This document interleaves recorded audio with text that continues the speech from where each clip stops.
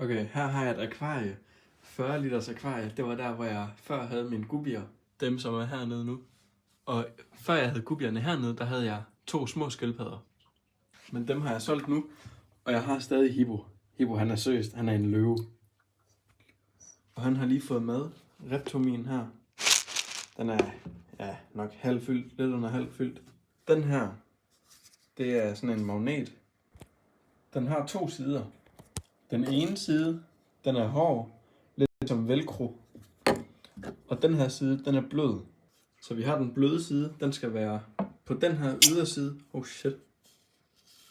Er der så lidt sand på? Ja, sådan der. Så, og den hårde side, den velcro side, den skal være altså inderst på akvariet. Og så hvis man har alger, så kører man den faktisk bare sådan her rundt omkring. Og så... Det magter jeg altså ikke lige nu, fordi der er ikke noget vand i akvariet, som holder akvariet nede. Og den her tang her, den skal jeg bruge til at samle sneglene op med. Og jeg havde sneglene i det her lille akvarie her.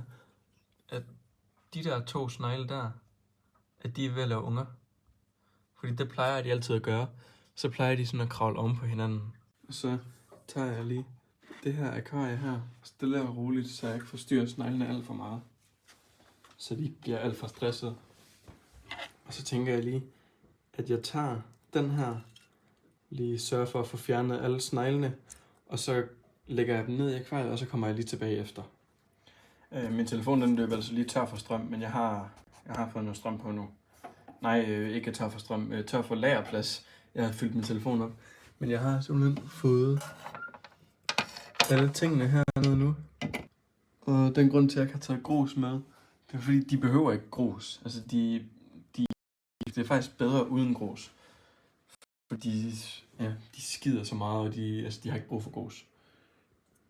Hvorfor er det, du skal være oppe i overfladen?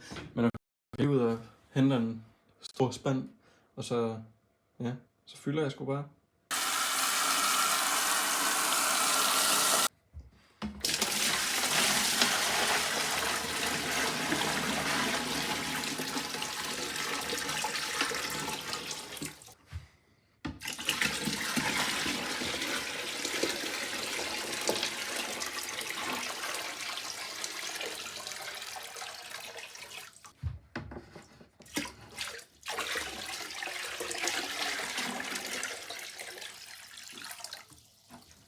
Så jeg har lige en lille smule vand i overskud.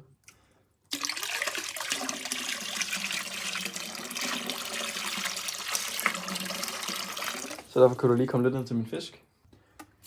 Og selvfølgelig lidt ned til Hippo. Og jeg tænker faktisk, det filter jeg kommer til at bruge, det skal også være det gamle filter, som jeg havde i det gamle akvarie her. Okay, så den her Aquasafe, den skal jeg i hvert fald have lidt af. Så her plopper jeg bare låget ned. Okay, hvad med den her? Living bacteria immediately creates a safe habitat. Enables the... Okay, ja, den skal jeg også have lidt i.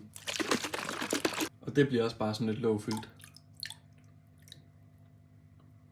Men så kommer jeg bare tilbage om en 3-4 timer, når det her det er klar til at få snegle hen i. Og så smider jeg dem i, og måske noget, hvad var det? Ja, måske noget Aquasafe. Har jeg smidt noget af det i? Ja, det har jeg smidt i. Okay. Så ja, jeg kommer lige tilbage om et par timer, og så introducerer jeg sneglene til deres nye hjem, og det får I så selvfølgelig også lov at se. Hej hej. Den har ikke stået her i et par timer, den har stået her i et par dage faktisk. Så de rysker bare ned. En efter en.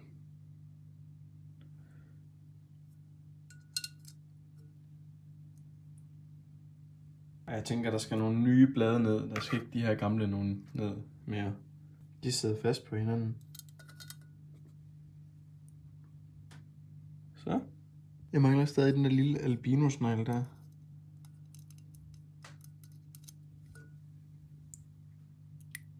Min yndlings. Jeg ved ikke helt, om der er flere. Nej, det tænker jeg. Nå, jo, det er der. Så. Det er lidt skørt, at jeg ikke har set de her store snegle her. Så er der flere. Nu skal jeg altså lige hurtigt kigge rigtig godt og grundigt efter. Nej, det ser sgu fint ud. Ja. Nu er alle sneglene her i en bunke. Og de er allerede i gang med at kravle rundt, eller svømme. Hvad hedder det? Kravle rundt. Og jeg har også en lille luftsten her, som jeg lige kan tænde. Så den er sgu lige en lille smule for meget power. Det her, det er jo fint nok.